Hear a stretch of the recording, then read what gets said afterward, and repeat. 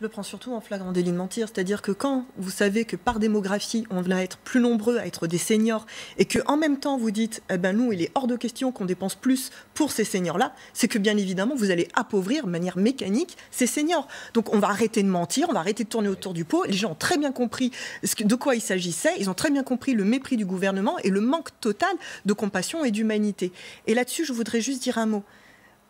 Vous savez, samedi, sur ce plateau, je vous ai parlé d'un gilet jaune de Manu qui a été éborgné. Oui, on en a beaucoup parlé. Vous en avez parlé. Semaine. Vous en avez parlé, mais moi je voudrais en reparler parce que ce jeune homme, aujourd'hui, il est dans la plus grande difficulté. Emmanuel Macron n'a eu aucun mot pour lui. Aucun.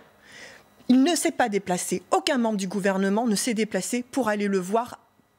Parce qu'en ce moment, il est hospitalisé à Lille. Et il a perdu son œil. Il a perdu son œil, il est dans la plus grande détresse, dans la plus grande souffrance. Quel lien faites-vous avec le 5 décembre? Ce que je fais, c'est que les gens ont vu.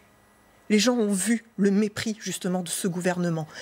Aujourd'hui, ce jeune homme, je terminerai juste là-dessus, il a ouvert une cagnotte et j'invite vraiment le plus de monde à montrer son soutien.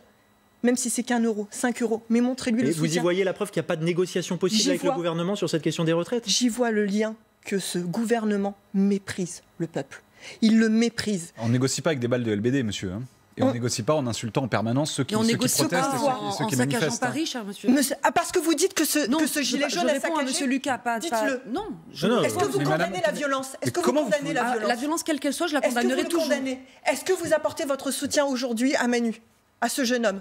Je suis en train de répondre à monsieur Lucas. Non, vous ne répondez pas. Répondez à ma question. En l'occurrence, je n'ai pas les éléments de l'enquête. Quand on a un État qui répond par la force et qui n'a que le mot brutalité, répression, réprimande, amende, tout ce que vous voulez, mais jamais à l'écoute, ne vous étonnez pas que plus personne ne veuille venir à vos tables de négociation, parce que vous ne négociez rien en fait. Vous ne faites que du blabla, vous ne faites que des grands débats. Vous n'avez jamais eu envie d'un début de dialogue avec nous. Tout ce que vous voulez, c'est faire passer vos réformes coûte que coûte, et on sait très bien que derrière les perdants, ça sera les 99% à qui vous ne faites jamais la place. Aujourd'hui, le 5 décembre, les 99% vont reprendre la place. C'est eux qui vont reprendre les rênes de la République et de la démocratie.